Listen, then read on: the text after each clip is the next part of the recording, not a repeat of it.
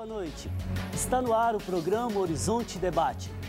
Em outubro, vamos às urnas. São as eleições municipais. Está na hora de escolher o prefeito e os vereadores da nossa cidade. E você, já parou para pensar na importância deste momento e do seu voto? Os futuros eleitos vão ter grandes desafios e não podemos esquecer o maior deles: recuperar a confiança do povo brasileiro. A Lei Ficha Limpa já está valendo este ano. Será que um pouco da corrupção vai ser eliminado por ela? Não saia daí, o nosso programa está só começando.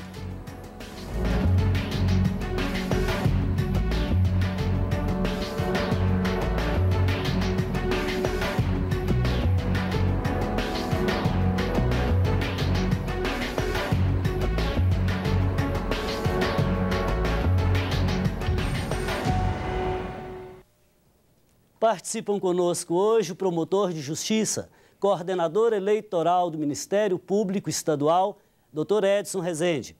A professora do Departamento de Ciência Política da UFMG, doutora Mara Teles. E a socióloga, membro do grupo gestor do Núcleo de Estudos Sociopolíticos da PUC Minas, Lília dos Anjos. E claro, você como sempre é nosso convidado. E hoje especialmente porque estamos falando sobre ética, corrupção e voto consciente. Mande e-mail para nós, horizontedebate@tvhorizonte.com.br ou pelo telefone 3209-0115. Caros convidados, sejam bem-vindos ao Horizonte Debate. Estamos com um tema quente, que é falar das eleições e de todos os pormenores que envolvem esse tema. E eu gostaria de colocar uma pergunta inicial, começando com a doutora Mara, que é a relação ética e política. É uma pergunta difícil, uma pergunta muito bem colocada no período de eleições municipais como a que nós vivemos agora. Inclusive, o tema da corrupção ele é muito tratado nas candidaturas, mas ele é tratado de uma maneira muito negativa. Durante as eleições, os adversários, às vezes sem propostas, tentam vincular temas relativos à corrupção e atribuir aos adversários a características de ser corrupto, como se a honestidade fosse alguma coisa que desse um plus a mais no candidato. Na verdade, a honestidade, a integridade, a ética, ele deve ser compartilhado por todos os candidatos e mais do que isso, Márcio, não apenas durante o debate eleitoral. Os partidos políticos brasileiros deveriam ser eles os garantidores de que os candidatos que são lançados a disputas majoritárias como prefeito, a disputas proporcionais como vereadores, já seriam lançados já com a ficha limpa, ou seja, com um processo já, digamos, de garantia de honestidade. Então, os partidos deveriam dar o carimbo, esse é honesto, porque isso é o mínimo que se exige de um político. Agora, na sua opinião, você acha que existe ética na política brasileira? Eu acho, contrariando a maior parte dos analistas, que existem sim bons políticos e boas condutas na política brasileira. Tanto é que o país avança em alguns temas sociais, alguns temas políticos e econômicos. Não se pode exigir que uma cultura política mude de uma hora para outra e não se pode exigir ainda que democracias pouco consolidadas, como o caso brasileiro, sejam desestruturadas em tão pouco tempo. Então, infelizmente, existe, sim, casos de corrupção que são muito colocados, explorados pela mídia, infelizmente, e que a própria mídia ela não dá valor a aspectos de trabalhos éticos que são feitos pelo Ministério da Justiça. É como os telejornais, né? A maioria das notícias são notícias negativas. Tá bem, sua reflexão tá ótima, estou gostando. Doutor Edson, um dos maiores desafios, talvez, para nós hoje, seja aquele de recuperar a confiança dos brasileiros na política. Como que o senhor vê essa questão? Com certeza, Padre Márcio, né? Eu não tenho dúvida alguma de que nós vivemos um quadro, né? Um momento em que a classe política sofre muito com essa falta de credibilidade. E nos preocupa muito a falta de credibilidade na classe política, porque isso reflete até na própria sensação de utilidade da democracia para o cidadão.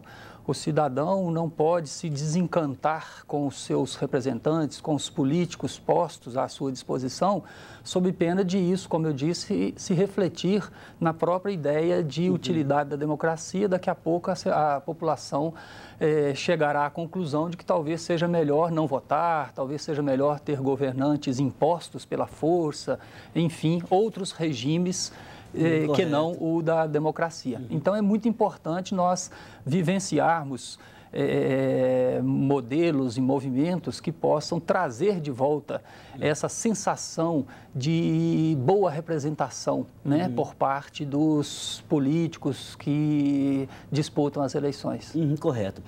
Uma pergunta para a Lília agora, na mesma direção, Lília. Olha, nós falamos da separação entre ética e política. A doutora Amara disse que há bons políticos, eu também concordo, né? E o doutor Edson acena para o fato de fazermos movimentos, talvez com jovens, com adolescentes, formando futuros cidadãos. Então, o exercício do voto é algo muito importante. Agora, o que você acha que pode ser feito para, de fato, reavermos essa credibilidade na política brasileira? Eu penso que, assim, eu acho que a gente tem que separar um pouquinho duas questões, que é a política dos políticos, assim. Talvez a gente que os políticos estejam em descrédito, assim, né? Mas a política é maior que os políticos, assim. E eu acho que o povo brasileiro, de um modo geral, ele não sente muito as suas necessidades colocadas nesse universo da política. O fato dos políticos tratarem a política como um local para desenvolver interesses particulares vai gerando um pouco esse descrédito, né? O que a gente precisa, de fato, é que a política esteja a serviço das necessidades do povo. Eu acho que, e para isso a gente precisa de inverter um pouco essa lógica, né? Sair desse universo muito de questões particulares dos políticos, que hoje é um pouco a arena política que a gente vivencia isso, com exceções, é claro, e transformar a política num universo de satisfazer um pouco as necessidades do povo brasileiro.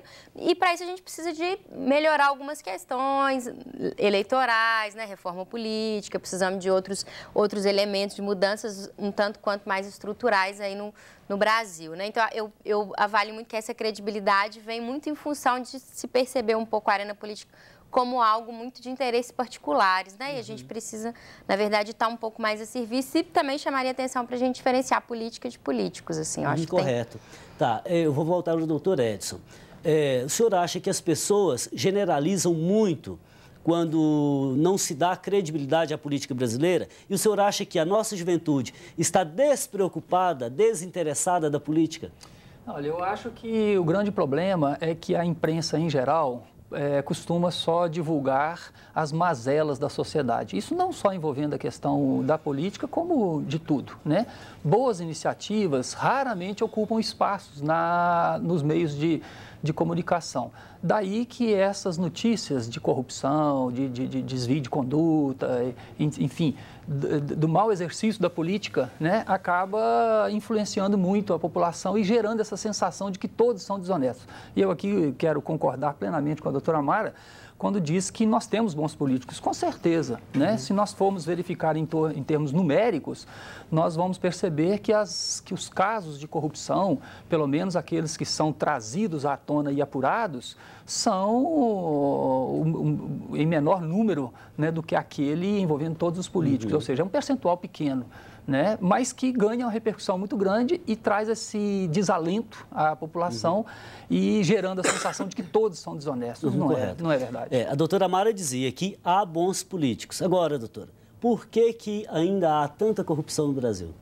Olha, eu acho que a corrupção no Brasil ela é grande, sim, ela precisa ser combatida e combatida pelas pessoas que consideram que esse debate é importante, mas eu gostaria de dizer também que o caso de corrupção não é um caso, infelizmente, que acontece só no Brasil. Mesmo em democracias consolidadas, como é o caso da Espanha, muitos políticos agora perderam as eleições em 2011, eu pude acompanhar que eu estava lá, em função de envolvimento em atos ilícitos ou por uma conduta que é uma conduta pouco ética. Nas eleições, por exemplo, do México, nós observamos também, mesmo nas eleições dos Estados Unidos, uma série de suspeitas sobre os resultados das eleições em função de possíveis fraudes que ocorreram, tendo em vista que lá a urna não é eletrônica. Então, acredito que o próprio Tribunal Regional e Superior Eleitoral no Brasil está tratando de alguns procedimentos que fazem com que seja reduzida a possibilidade de fraude e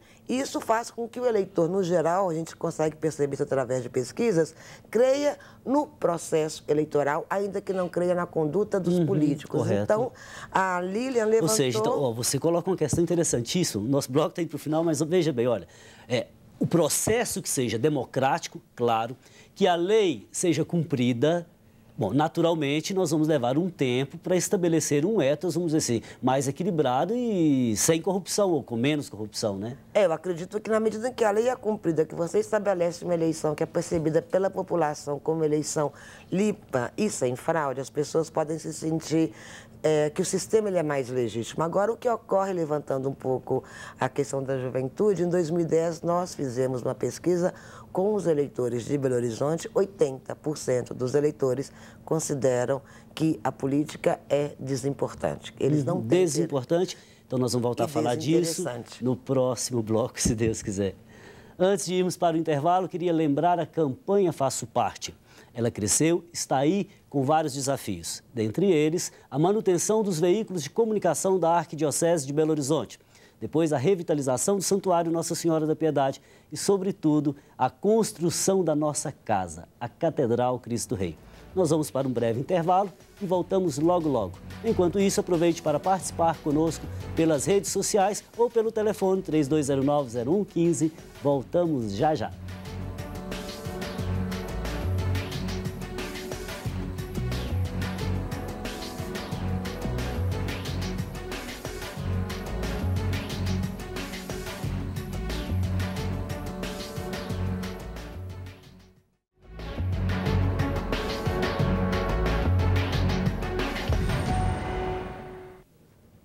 Estamos de volta, hoje falando sobre o que devemos ficar atentos em época de eleição.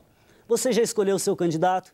Quais foram seus critérios? Mande um e-mail para nós, conte sua experiência. horizontedebate@tvhorizonte.com.br ou ligue para o telefone 3209-0115.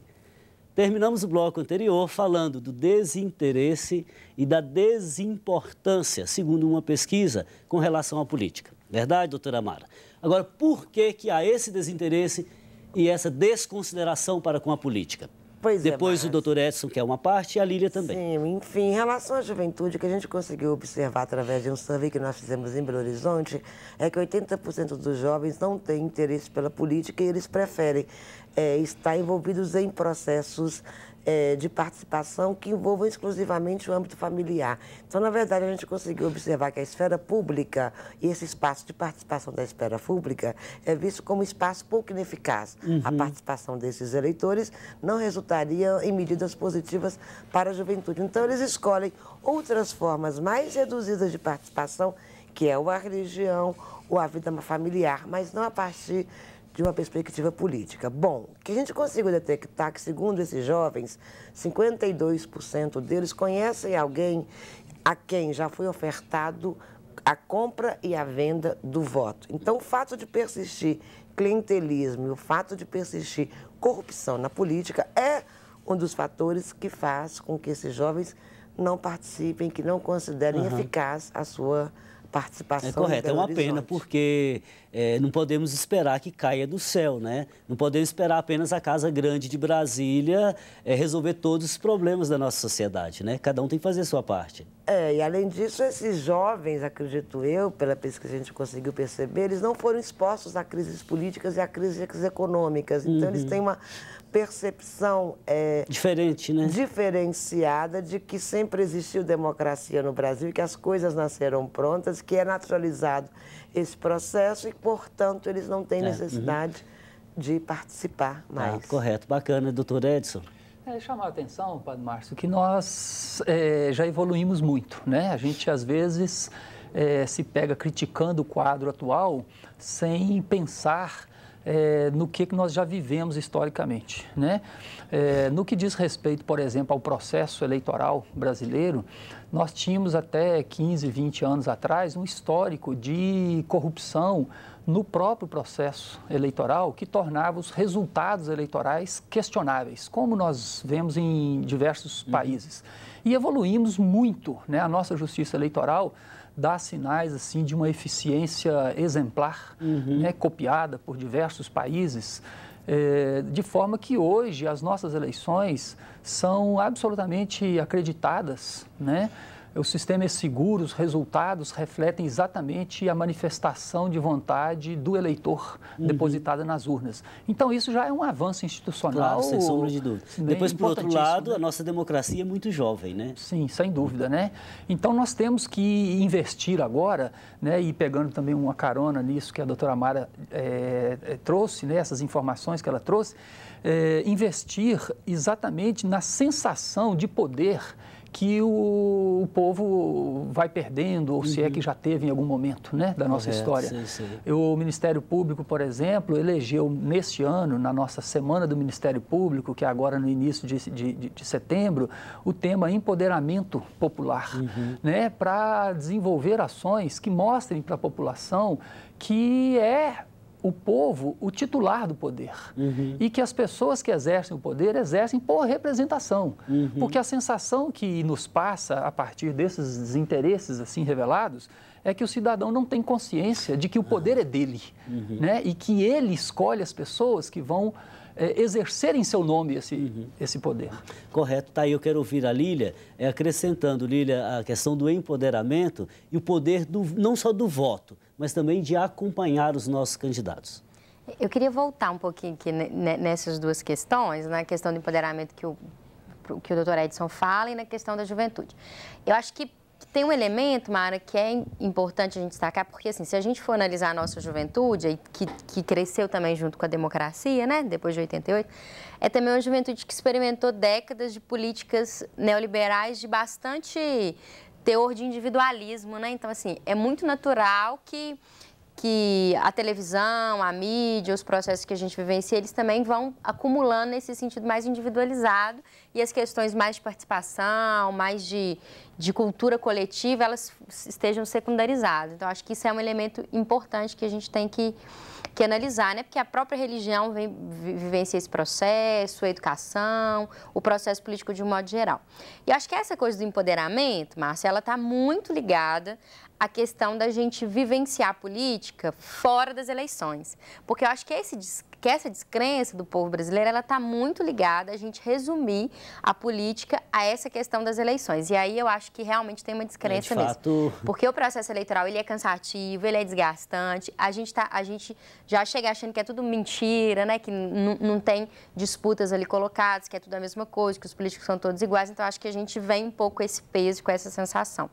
E eu acho que é importante a gente, inclusive, pensar que legalmente a gente tem outros processos e outros meios de fazer política, os movimentos sociais, a iniciativa popular de lei, plebiscito, referendo. Existem outras formas que a gente pode se empoderar para além do voto. Eu acho que assim, é importante frisar que a questão do voto é uma conquista importante para a gente, eu acho que sem dúvida, e eu acho que quem experimentou esses processos anteriores podem dizer melhor do que a gente, mas a gente consegue ver por uma série de processos aí e de visualizar que a gente tem poder quando está organizado, né? E também, assim, o voto só de um, ele é o voto só de um, né? Assim, no geral, ele também só tem poder quando ele é organizado. Então, eu diria que o povo organizado tem poder e a gente precisa de buscar outros mecanismos de ver a política para além das eleições. Só um minutinho, eu queria chamar a atenção dos nossos telespectadores para participarem do programa. Ligue para a gente, 3209-0115. Estaremos sorteando o livro Recursos no Processo Civil, do advogado Luiz Fernando Valadão. Dá tempo, ligue para a gente e ajude-nos a fazer esse programa. Então, voltando ao nosso debate, o senhor queria fazer um comentário. Só complementando, né, que uma das formas de trazer o cidadão para essa vivência é o controle social da administração pública, né, durante todo o exercício do mandato, porque realmente nós temos aí um processo de distanciamento do cidadão para com os políticos que só encontra aí um momento, né, de aproximação quando das eleições. E aí realmente fica cansativo, fica aquela coisa, né? Parece que aquele candidato que está lá eu só vejo de 4 em 4 anos. Então, realmente, isso gera uma sensação de distância e de descrédito. Né? Mas por que não acompanhar a administração durante toda a administração através do controle social? Correto. Doutora Mara, o povo tem o governo que merece? Tem. Eu acho que o povo tem governo que merece sim, seja qual for esse governo, porque eu acho que a construção de um governo, ele depende de uma vontade popular e de uma vontade individual. Então, o debate aqui está muito interessante, porque ambos pegaram questões muito interessantes. A Lilian pegou uma questão que é a questão da participação. Gostaria de frisar algo que é bastante negativo. Quanto mais se democratizou o Brasil, quanto mais aumentaram as áreas e os espaços de participação, menor foi a participação. E mesmo nas democracias consolidadas, infelizmente, nos processos de plebiscito e de referendo, existem alguns espaços para a participação, mas as pessoas, elas, como percebem que os resultados da participação podem eventualmente ser ineficazes, elas deixam de participar. No referendo europeu, por exemplo, sobre a União Europeia, houve uma abstenção de mais de 70%. O voto no Brasil é o voto obrigatório. Provavelmente, se fosse um sistema de voto facultativo, as pessoas participariam pouco. Então, um paradoxo, democratiza-se as esferas, democratiza-se o objeto da participação, cria-se espaço, mas não se observa no Brasil movimentos mais participacionistas. Eles tenderam, com a extensão da democracia, a serem reduzidos. E a questão do controle também é muito importante. Agora, o que o povo pode fazer para esse controle? Pois é, por exemplo, uma questão que eu acho muito preocupante, não colocada pelo doutor Edson, a questão da reforma política. Por quê? Quando você tem um número muito grande de candidatos, a pergunta que eu faço é, será que cabe a cada um do eleitor individual controlar 3.000 candidatos a cada eleição? Será que a redução do número de candidatos não facilitaria para que o próprio eleitor tivesse controle sobre os eleitos? Olha, se não facilitar, pelo menos diminui o tempo de propaganda eleitoral. Mas tem 67% dos votos no Brasil são desperdiçados. O que significa um voto desperdiçado? A Câmara dos Deputados do Brasil é eleita com apenas 33% dos votos. Eles não se transformam em cadeiras. Então, se meu deputado não foi eleito, se meu partido não foi eleito, como é que eu irei fiscalizar aquele que não existe como representante? Então, o sistema de lista aberta no Brasil, que você não vota no partido, que você desconsidera o partido, ele é muito complicado, que você não pode fiscalizar um candidato que não foi eleito. E 67% dos eleitores não veem seu candidato chegar até o Congresso. Então, é muito complicado esse processo com um sistema tão competitivo como o nosso. Ok, obrigado. Nós vamos para um rápido intervalo, mas voltamos já já. Aproveite para participar conosco. Faça sua pergunta pelo telefone 3209-0115 e concorra ao livro que indicamos, ou pelo facebook.com/Horizonte Debate. Voltamos já já.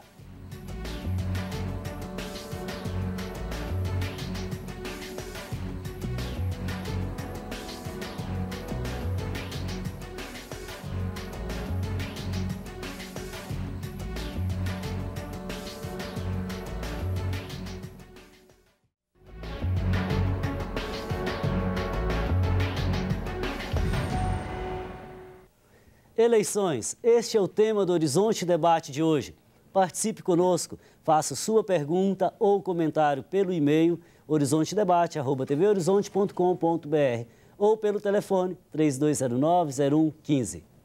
Para você que está chegando agora, participam conosco hoje o promotor de justiça, coordenador eleitoral do Ministério Público Estadual, Edson Rezende. A professora do Departamento de Ciência Política da UFMG, doutora Mara Teles, e a socióloga, membro do Grupo Gestor do Núcleo de Estudos Sociopolíticos da PUC Minas, Lilian dos Anjos. Queria lembrar para você que estamos sorteando o livro Recursos no Processo Civil, do advogado Luiz Fernando Valadão. Dá tempo, ligue para a gente, participe, dê sua opinião e concorra ao sorteio desse livro. Caros convidados, retomando o nosso debate, vamos começar falando com o doutor Edson sobre ficha limpa. Por que somente esse ano a lei da ficha limpa está valendo? Padre Márcio, nós tivemos a lei da ficha limpa aprovada em 2010, em junho de 2010, e naquela ocasião instaurou-se uma discussão a respeito da possibilidade ou não daquela lei ser aplicada já nas eleições de 2010. Os tribunais eleitorais tenderam a aplicá-la e efetivamente aplicaram essa lei em 2010, para depois o Supremo Tribunal Federal entender que não era possível a aplicação e aí acabou revogando inúmeras decisões judiciais em razão de um princípio que tem na Constituição Federal, que diz que as leis eleitorais só podem ser aplicadas 1 ano após a sua entrada em vigor. Portanto, seria inconstitucional a aplicação dela em 2010, né? E com isso, então, autorizada a aplicação para 2012. E agora, recentemente, né, em março, o Supremo avaliou a constitucionalidade da lei, exatamente para evitar que nós tivéssemos depois uma repetição, né, milhares de ações individuais questionando isso. O Supremo falou e decidiu que a lei é totalmente constitucional, portanto, apta, né, agora, a reger as eleições. Houve ações individuais, deixa daquele político, para tentar derrubar a lei, houve, né? Sim, isso não podemos negar. Com certeza, né? Nós aplicamos a lei da ficha limpa agora nos registros de candidatura, né? Impugnando e afastando inúmeras candidaturas, mas nós sabemos que há aqueles que querem ser candidatos a qualquer custo e que vão recorrer até a última instância, né? Mas o fato é que a lei está aí, apta e sendo aplicada. Correto, Lília. Você acha que a lei da ficha limpa é um bom exemplo de participação do povo? Significa que o povo brasileiro hoje é muito mais consciente da arena política que aí está? Eu acho que enquanto exercício de iniciativa de projeto popular de lei, eu acho que ela é um exercício extremamente importante. Agora, que eu acho que o principal ganho que a gente tem da ficha limpa é também uma exigência do judiciário, no sentido também de se envolver um pouco mais nesse processo da questão das eleições, né? Porque a gente vê a questão eleitoral muito ali no âmbito dos partidos, no âmbito do Senado, das câmaras municipais. Então, eu acho que é uma exigência de resposta também do judiciário nesse sentido, né? É a sociedade dizer assim, não, a gente também está preocupado em como é que esses processos são julgados, enfim, né? E, ao mesmo tempo, é uma contradição, né? A gente ter um país que até pouco tempo era tão permissivo no sentido de quem vai nos representar com determinadas condutas, enfim. Eu acho também que a gente ganhamos muito com a ficha limpa, mas acho que a gente precisa dar um passo a mais, no sentido de dizer o seguinte, ó, precisamos avançar na política para além da moralização. Isso é um ponto importante, a gente ganha demais, mas a gente precisa dar um passo além. Então, já tivemos essa conquista importante, não estamos começando do zero, mas a gente precisa avançar na política no sentido, assim, de disputas de projetos que estão colocados, de programas partidários, né? Então, a gente precisa de dar um pouco esse salto a mais no sentido de perceber, para além disso, como é que os nossos candidatos se comportam tudo isso, também. Lília, é uma construção histórica, né? Por isso é que eu penso que envolve a participação, sobretudo, da nossa juventude. Olha, a política do Brasil amanhã será mais ética, mais humanista, mais democrática, na verdade, se hoje você, jovem, participar com a gente. Doutora Mara, você acha que a lei da ficha limpa pode diminuir a corrupção no Brasil? Olha, eu acho que todos esses mecanismos de fiscalização e de controle, eles são importantes, sobretudo se a lei da ficha limpa aumentar um pouco a credibilidade. Na medida em que você aumenta a credibilidade no processo eleitoral, tanto mecanizando as urnas quanto aumentando a participação, você pode fazer com que os eleitores sejam colocados diante de boas ofertas e que façam, portanto, melhores escolhas. Mas existe um ponto agora que eu acho interessante. Muitos eleitores também, foi feita uma pesquisa recentemente agora em Barcelona, têm uma posição um pouco cínica em relação ao processo eleitoral, em relação à própria corrupção. Eu estou coordenando agora um grupo de trabalhos sobre estudos de corrupção nas redes sociais, e esse eleitor cínico considera que se todos são ladrões, se todos roubam, todos são iguais, portanto, eu voto naquele que me beneficia mais individualmente. Então, o processo de corrupção, Márcio, ele é um processo que pode ser resguardado, que pode ser fiscalizado pelo poder público, pela política e pela participação, mas também na ruptura desse pacto que existe entre uma cultura cínica, que aceita a corrupção, tá certo? E as próprias instituições. Então, acho que pensar do outro lado do eleitor também, ele também faz parte desse pacto. Ok, bacana. Bom, eu queria, nesse momento, agradecer a participação do França Nunes e do Alisson dos Santos via Facebook. Deixaram lá para nós alguns comentários, muito obrigado. Agradecemos também ao padre Paulo Barbosa, ele diz assim, muito bom este programa que oferece reflexão e conscientização sobre o voto e suas consequências. E aí ele diz, ele é padre da Arquidiocese de Mariana. Também a dimensão sociopolítica da Arquidiocese de Mariana tem feito vários encontros com esta finalidade. Abraços ao amigo Padre Márcio, valeu, Padre Paulinho, grande abraço. Doutor Edson, a propaganda eleitoral, ela funciona? Ela é democrática? Olha, se nós formos pensar em termos de representação, né, porque os espaços de propaganda eleitoral, os espaços públicos de propaganda eleitoral, e aí estou falando especialmente de televisão, que são concessões públicas, esse espaço é distribuído entre os partidos políticos segundo a sua representação na Câmara dos Deputados e proporcionalmente ao número de deputados federais que o partido político ou aquela coligação tem lá eleitos, né, lá na Câmara dos Deputados. E essa distribuição proporcional, ela às vezes é criticada exatamente porque, com isso, um partido político, um partido maior, fica com um tempo muito grande e um outro partido menorzinho fica lá com um minutinho. E a gente se lembra logo do Enéas, né, que ficou famoso porque a única coisa que ele conseguia falar no tempo dele era o nome, né, porque de um partido pequeno.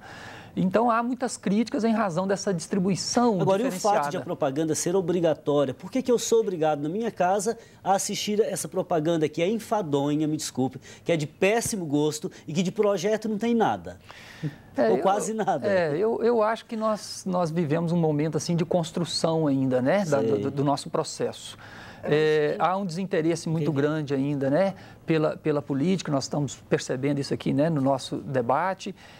Há um desinteresse da população e se nós não passarmos por esse momento, né, de amadurecimento, que eu imagino não ser possível abdicar da obrigatoriedade da propaganda, obrigatoriedade do voto, nós corremos o risco de, antes mesmo de se consolidar o processo eleitoral e o processo democrático, nós termos aí um abandono ainda maior por parte da população, dos eleitores em relação ao processo. Ok, ou seja, estamos num período talvez de amadurecimento, né, de da própria democracia. Doutora Mara, por favor.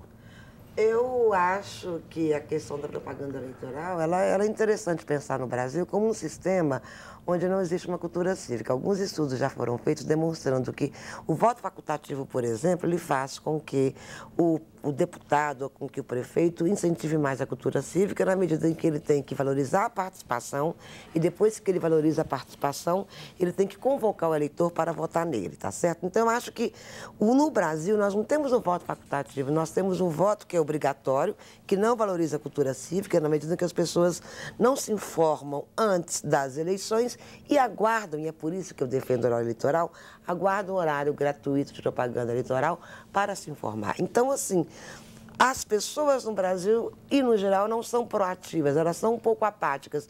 Então, o horário eleitoral tem uma importante função, que é de levar informação até o eleitor. E outra coisa, informação mais barata. Se o horário for pago e só tiver acesso àqueles partidos que têm muito dinheiro e que têm mais lobby, nós teríamos aí uma desigualdade muito grande. De fato, o dinheiro iria conduzir a política. Na fala de vocês estão dizendo, doutor Edson, você agora e a Lília dando seu assentimento lá, vocês estão dizendo que mesmo com, vamos dizer, alguns desajustes, algumas marmotas e etc., sem projetos, essa propaganda eleitoral, como aí está, ela tem um papel positivo. Com certeza. Tá certo. Do meu ponto de vista, tem uma coisa muito importante que ele levantou atrás, que é a questão do financiamento público.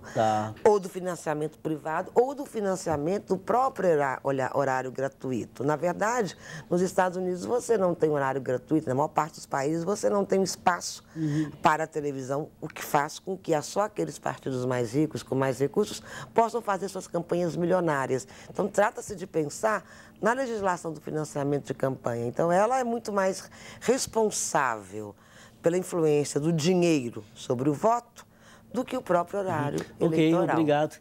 Nós vamos para um rápido intervalo, mas voltamos logo, logo. Não saia daí. Você acabou...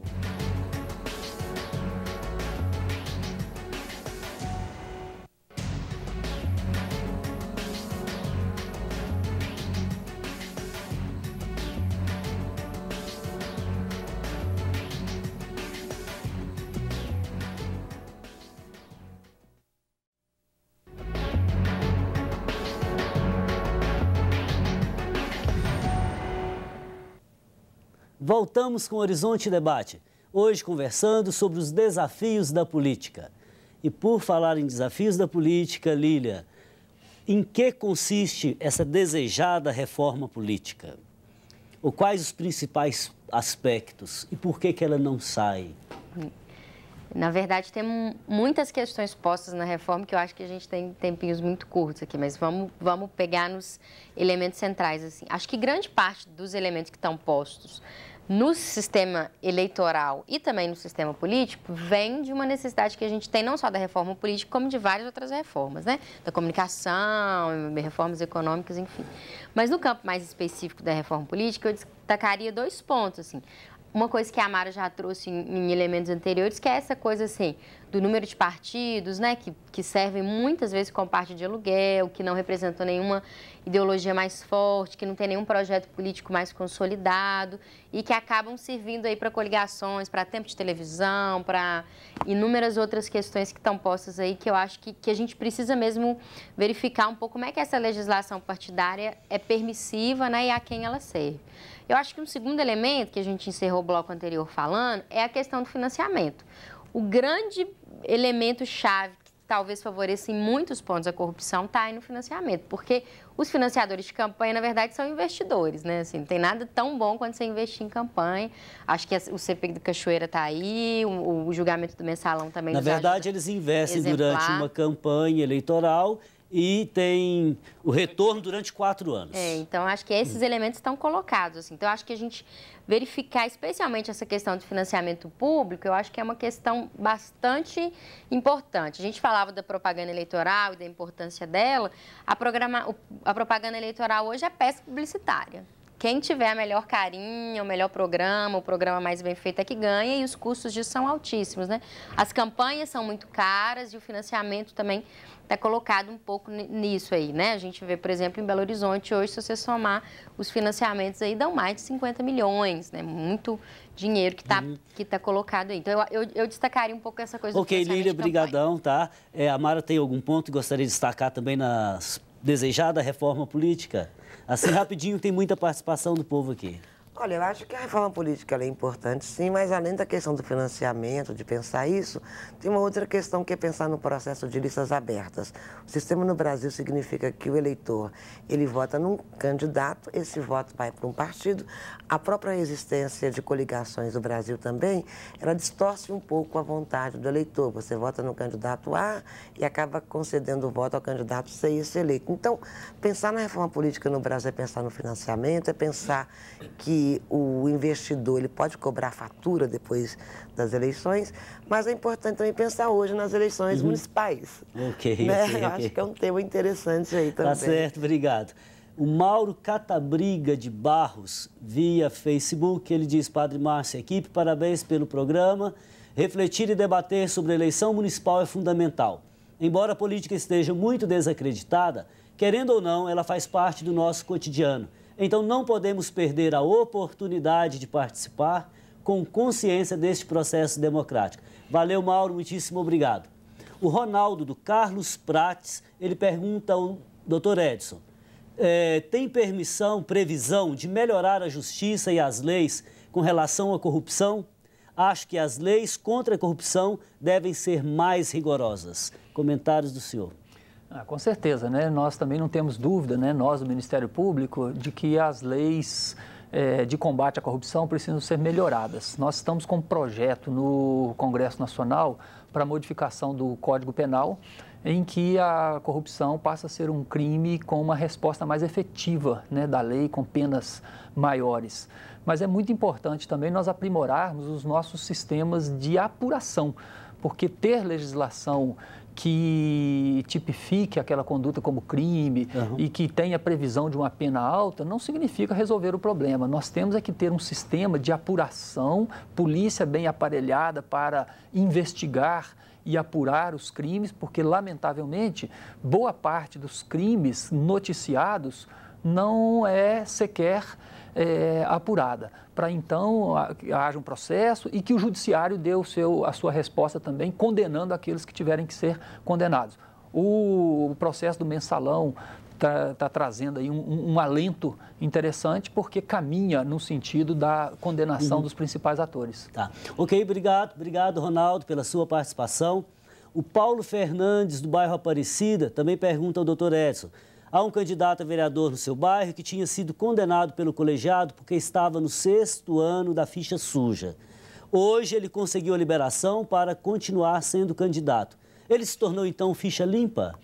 Olha, Padre Márcio, essa questão da aplicação da lei da ficha limpa, ela é muito delicada para a compreensão das pessoas, né? Porque, logicamente, não significa que a lei estabeleça lá uma série de incompatibilidades, uma série de condutas que são consideradas como ficha suja e que nós possamos sair enquadrando as pessoas assim como se fosse fórmula matemática, né? Cada situação é uma situação, há detalhes que devem ser verificados e, eventualmente, uma pessoa que nós pensamos estar enquadrada no impedimento da lei, eventualmente não está.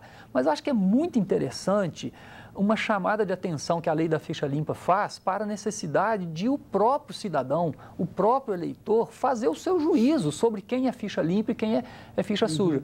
Porque a ministra Carmen Lúcia, nossa conterrânea, quando assumiu agora, recentemente, a presidência do TSE, chamou atenção. Vamos aplicar a lei da ficha limpa, mas nada substitui a responsabilidade e a avaliação do eleitor. Aliás, ser eleitor, eu acho que é ser cidadão, né?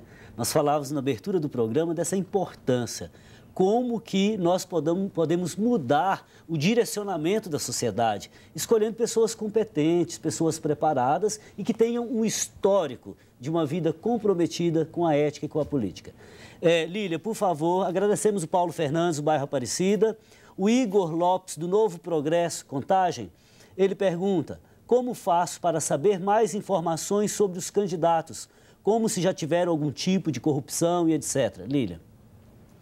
Eu acho que um bom local para saber dos candidatos, inclusive de prestação de contas, financiamento, é o registro de candidatura. O TRE tem avançado muito nesse aspecto, então acho que o site do TRE é um bom mecanismo de busca, eu acho que vale a pena trabalhar um pouquinho lá, até porque lá tem as certidões, lá tem a declaração de bens, quem financia, onde que o cara mora, como é que é esse processo, eu acho que é o ponto principal aí, né? Então o site do TRE ajuda muito nesse sentido.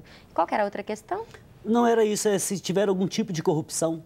Eu acho que seguramente ali no site do Tribunal Regional Eleitoral encontra todos esses dados, né? Não dá para achar também só na internet, né? É verdade. E também observar um pouquinho também ali o que o cara está propondo, se ele está propondo coisas mirabolantes, qual que é o projeto que ele está envolvido, se ele, né, o que está posto ali nas questões que ele coloca, eu acho que isso também ajuda muito. Sim, doutor Edson, por favor. E até no debate entre as pessoas também, né, Padre Márcio? Porque parece que política é um assunto proibido, né? A gente não vê as pessoas discutindo, conversando. Então, acho que é muito interessante perguntar para o colega, perguntar para o irmão, para o vizinho, agora, o que acha do O senhor coloca uma questão interessante. Às vezes não é discutida, e quando é discutida, ela é discutida com paixão, só com patos.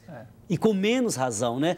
Gente, política não é futebol, não. Futebol você torce para o Cruzeiro, torce para o Atlético, para o América, sei lá quem. Agora, política não dá para torcer por partido nem por esse ou aquele candidato. Tem que se analisar a história, a trajetória e o projeto de futuro. Muito obrigado, Igor. Tá aí, consulte o site do TRE.